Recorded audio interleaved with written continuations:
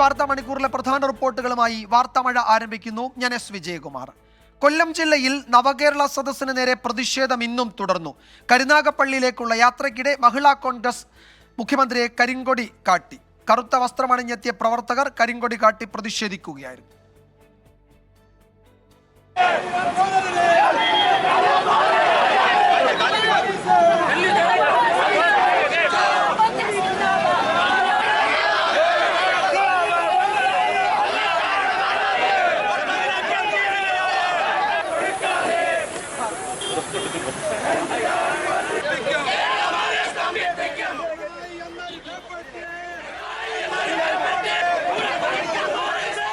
ചവറ ശക്തികുളങ്ങരയിൽ മുഖ്യമന്ത്രിയുടെ വാഹനത്തിന് നേരെ യൂത്ത് കോൺഗ്രസ് കരിങ്കൊടി പ്രതിഷേധം നടത്തി.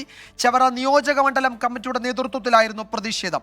വിവിധയിടങ്ങളിൽ യൂത്ത് കോൺഗ്രസ് KSU പ്രവർത്തകരെ പോലീസ് കരുതൽ തടങ്കലിലാക്കി.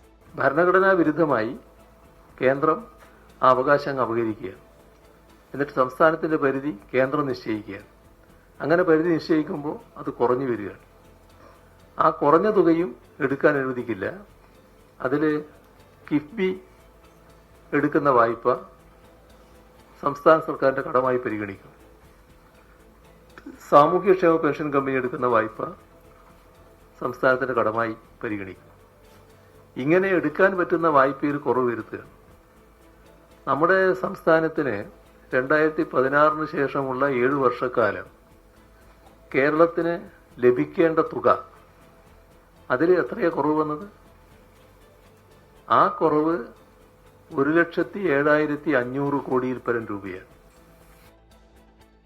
അതേസമയം പോലീസ് മർദ്ദനത്തിലും മുഖ്യമന്ത്രിയുടെ ഗൺമാൻ പ്രവർത്തകരുടെ തലക്കടിച്ചതിലും പ്രതിഷേധിച്ച് KPCC DGP ഓഫീസ് മാർച്ച് പ്രഖ്യാപിച്ചു. ഈ മാസം 23-നാണ് പ്രതിഷേധ മാർച്ച് നടക്കുക. ഷഫീദ് റാവുത്തർ വിവരങ്ങൾ നൽകും. കൊല്ലത്ത് നിന്ന് ഷഫീദ്, കൊല്ലം ജില്ലയിൽ പര്യടനം തുടങ്ങി. രാവിലെ തന്നെ പലയിടത്തും പ്രതിഷേധമുണ്ട്. DYFIയുടെ രക്ഷാപ്രവർത്തനം, മുഖ്യമന്ത്രിയുടെ ഭാഷയിൽ പറഞ്ഞാൽ രക്ഷാപ്രവർത്തനം, അത് ചിന്നക്കടയിൽ കണ്ടു. എന്താണ് പുതിയ വിവരങ്ങൾ? വിജയകുമാർ, കൊല്ലം ജില്ലയിൽ 2ാം ദിവസമാണ് നവകേരള സദസ്സ്, അതുമായി ബന്ധപ്പെട്ട പര്യടനമടക്കമുള്ള കാര്യങ്ങൾ നടക്കുന്നത്. മുഖ്യമന്ത്രി ഇന്ന് ഈ പ്രഭാതയോഗമടക്കം നടത്തിയത് കൊല്ലത്തെ ബീച്ചിലുള്ള ഒരു ഹോട്ടലിലായിരുന്നു. അതിനുശേഷം മുഖ്യമന്ത്രി കരുനാഗപ്പള്ളിയിലേക്കുള്ള യാത്രക്കിടെയാണ് 3 ഇടങ്ങളിൽ കരിങ്കൊടി പ്രതിഷേധം നടന്നത്. അതിൽ ആദ്യമായി ആ പ്രതിഷേധം നടന്നത് മഹിളാ കോൺഗ്രസിന്റെ ഭാഗത്തായിരുന്നു. മഹിളാ കോൺഗ്രസ് പ്രവർത്തകർ മുഖ്യമന്ത്രിയുടെ വാഹന വ്യൂഹത്തിന് നേരെ കരിങ്കൊടി കാട്ടി പ്രതിഷേധിച്ചു. പിന്നീട് പോലീസ് എത്തിയാണ് ഇവരെ അറസ്റ്റ് ചെയ്ത് നീക്കിയത്. പിന്നെ വളരെ പ്രധാനപ്പെട്ട ഒരു സംഭവം നടന്നത് ചിന്നക്കടയിലാണ്. അവിടെ നേരത്തെ തന്നെ ഈ യൂത്ത് കോൺഗ്രസ് പ്രവർത്തകർ സംഘടിച്ച് പല സ്ഥലങ്ങളിലായി നിന്നിരുന്നു കരിങ്കൊടി കാണിക്കാൻ വേണ്ടിയിട്ട്. ഈ വിവരമറിഞ്ഞ DYFI പ്രവർത്തകർ ഈ സംഭവ സ്ഥലത്തേക്ക് എത്തി. ആ സംഭവ സ്ഥലത്ത് വെച്ച പോലീസിനെ ഇവർ വിവരം അറിയിച്ചിട്ടു. പിന്നീടും DYFI പ്രവർത്തകരും യൂത്ത് കോൺഗ്രസ് പ്രവർത്തകരും പരസ്പരം തമ്മിലുണ്ടായി. 2 യൂത്ത് കോൺഗ്രസ് പ്രവർത്തകർക്ക് കാര്യമായി പരിക്കേറ്റിട്ടുണ്ട്. ശേഷം കൂടുതൽ പോലീസ് എത്തിയാണ് ഇരു സംഘങ്ങളെയും ഇവിടെ നിന്ന് മാറ്റിയത്. അതിനുശേഷവും ഈ കൊല്ലത്തെ ഒരു സ്ഥലത്തുകൂടി മുഖ്യമന്ത്രിയുടെ വാഹന വ്യൂഹത്തിന് നേരെ പ്രതിഷേധം തുടർന്നു എന്നുള്ളതാണ് നമ്മൾ ഇന്ന് കണ്ട കാഴ്ച. ഇന്ന് ഉച്ചയ്ക്ക് ശേഷം ചവറയിലും കുണ്ടറയിലും കൊല്ലം ടൗണിലുമാണ് പൊതുയോഗങ്ങൾ നടക്കുക. ഇവിടേക്ക് മുഖ്യമന്ത്രി എത്തുമ്പോഴും യൂത്ത് കോൺഗ്രസ് പ്രതിഷേധം ശക്തമാക്കും എന്നുള്ളതാണ് അവരുടെ ഭാഷ്യം. മാത്രവുമല്ല, നാളെ ചടയമംഗലത്ത് പൊതുയോഗമുണ്ട്. മുഖ്യമന്ത്രിയുടെ സുരക്ഷാ ഉദ്യോഗസ്ഥൻ ഫേസ്ബുക്കിൽ പരസ്യമായി വെല്ലുവിളിച്ച സാഹചര്യത്തിൽ നാളെ ചടയമംഗലത്ത് കരിദിനം യൂത്ത് കോൺഗ്രസ് ആചരിക്കുന്നുണ്ട്. കൂടാതെ ഇയാളുടെ വെല്ലുവിളി ഏറ്റെടുത്തുകൊണ്ട് ചടയമംഗലത്ത് കാര്യമായിട്ടുള്ള പ്രതിഷേധ പരിപാടികളും യൂത്ത് കോൺഗ്രസിന്റെ ഭാഗത്തു നിന്നുണ്ടാകും. ഏതായാലും കൊല്ലം ജില്ലയിൽ 2ാം ദിവസം നവകേരള സദസ്സ് പുരോഗമിക്കുകയാണ്. ഈ നവകേരള സദസ്സിൽ കേന്ദ്ര സർക്കാരിനെയും അതേപോലെ തന്നെ ഗവർണറെയും വിമർശിച്ചുകൊണ്ടാണ് മന്ത്രിമാരും മുഖ്യമന്ത്രിയും ഇപ്പോൾ നിലപാടെടുത്തിട്ടുള്ളത്. മുഖ്യമന്ത്രിയുടെ വാർത്താ സമ്മേളനത്തിലടക്കം നമ്മൾ അത് കണ്ടതുമാണ്. വിജയകുമാർ. യെസ്,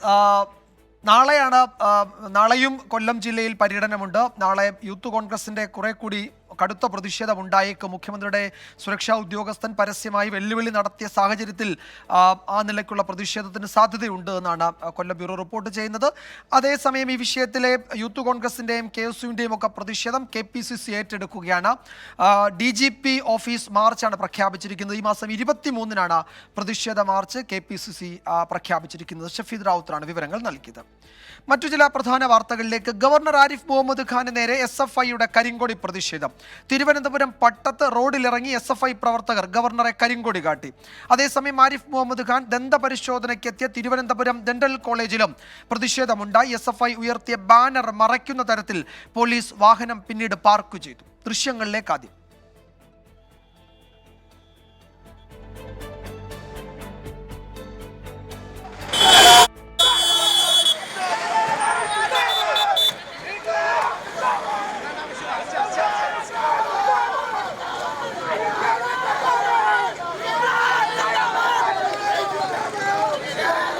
തിരുവനന്തപുരത്ത് നിന്ന് ജയശങ്കർ വിവരങ്ങൾ നൽകും. ജയശങ്കർ, ഇത് ഈ പട്ടത്ത് പ്രതിഷേധം, SFIയുടെ പ്രതിഷേധം അപ്രതീക്ഷിതമായിരുന്നോ?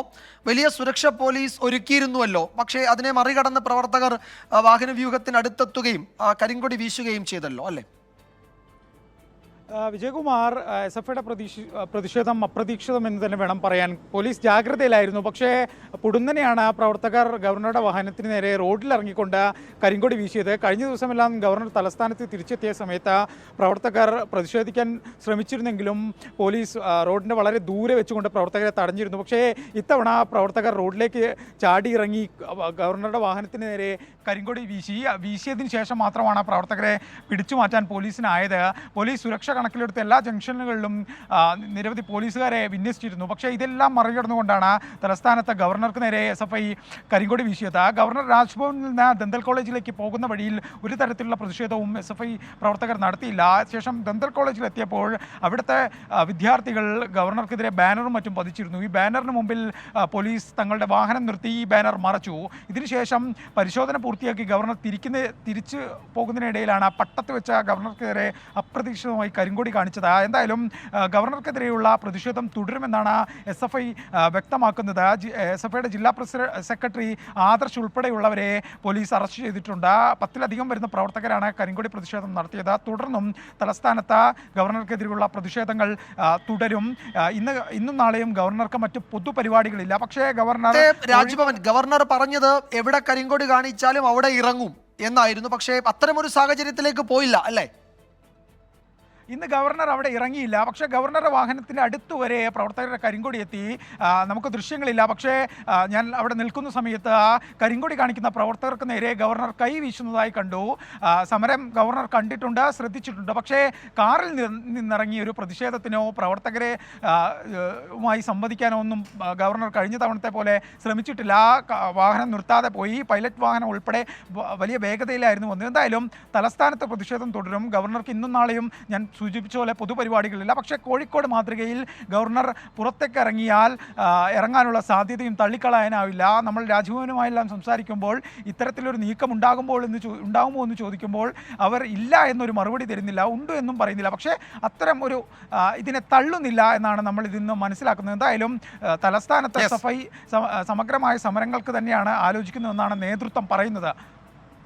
ശരി ജയശങ്കർ, എന്തായാലും പ്രതിഷേധം ഇന്നും തുടർന്നു. കരിങ്കൊടി കാട്ടി. പക്ഷേ നേരത്തെ ഗവർണർ പറഞ്ഞതുപോലെ എവിടെയെങ്കിലും കരിങ്കൊടി കാട്ടിയാൽ അവിടെ ഇറങ്ങും എന്ന് അദ്ദേഹം പറഞ്ഞിരുന്നു. ഗവർണറുടെ വാഹനത്തിന് തൊട്ടടുത്ത് വരെ കരിങ്കൊടി പ്രതിഷേധം എത്തിയെന്നാണ് ഞങ്ങളുടെ പ്രതിനിധി AV ജയശങ്കർ സൂചിപ്പിച്ചത്. ഗവർണർ ആ പ്രതിഷേധക്കാരെ കാണുകയും അവർക്ക് നേരെ കൈ ഉയർത്തുകയും ചെയ്തു എന്നും ജയശങ്കർ റിപ്പോർട്ട് ചെയ്യുന്നുണ്ട്.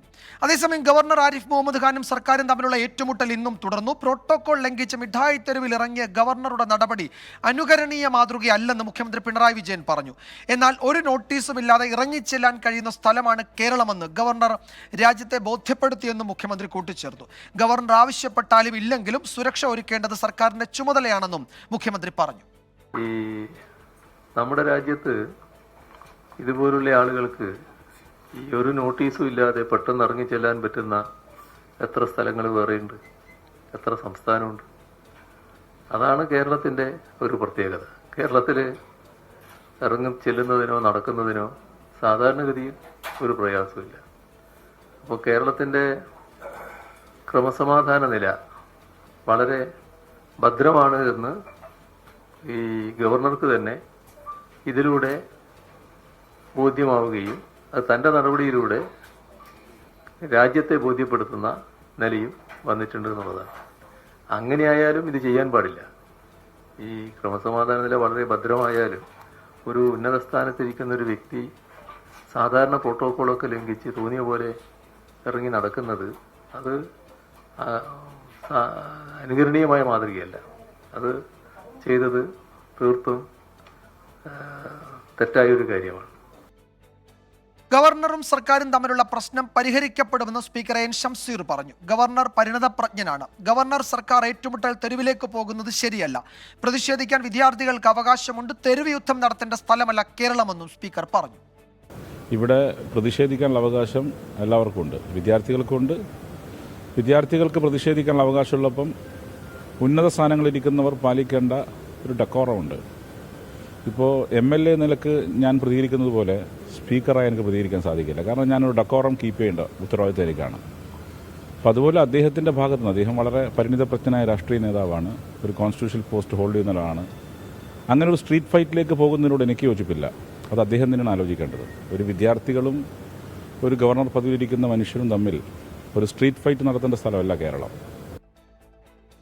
കേന്ദ്ര സർക്കാരിന് സംസ്ഥാന ഭരണം ഏറ്റെടുക്കാൻ സാഹചര്യമൊരുക്കുന്ന 356 വകുപ്പിനെ കുറിച്ച് സർക്കാരിനെ ഓർമ്മിപ്പിച്ച് BJP ദേശീയ നിർവാഹക സമിതി അംഗം PK കൃഷ്ണദാസ്. 356 വകുപ്പ് ഭരണഘടനയിൽ ഉണ്ടെന്ന് മുഖ്യമന്ത്രി പിണറായി വിജയൻ ഓർക്കുന്നത് നല്ലതാണ്. AKG സെന്ററിൽ നിന്ന് പട്ടിക കൊടുക്കുന്നത് പോലെ മാരാർജി ഭവനിൽ നിന്ന് പട്ടിക കൊടുക്കാറില്ലെന്നും PK കൃഷ്ണദാസ് പറഞ്ഞു. ഞങ്ങൾ AKG സെന്ററിൽ നിന്ന് ഈ കൊടുക്കുന്നത് പോലെ മാരാർജി മന്ദിരത്തിൽ നിന്ന് പട്ടിക കൊടുക്കുന്ന സ്വഭാവം ഞങ്ങൾക്കില്ല. അല്ല, 356 വകുപ്പ് ഭരണഘടനയിലുണ്ട് എന്ന് പിണറായി വിജയൻ മനസ്സിലാക്കുന്നത് നല്ലതാണ്. അല്ല, അങ്ങനെ ഉണ്ട്. ഞങ്ങൾ 356 വകുപ്പ് ഉപയോഗിച്ച് ഏതെങ്കിലും ഗവൺമെൻറ്റിനെ പിരിച്ചുവിടണം എന്നൊന്നും ആവശ്യപ്പെടുന്നില്ല.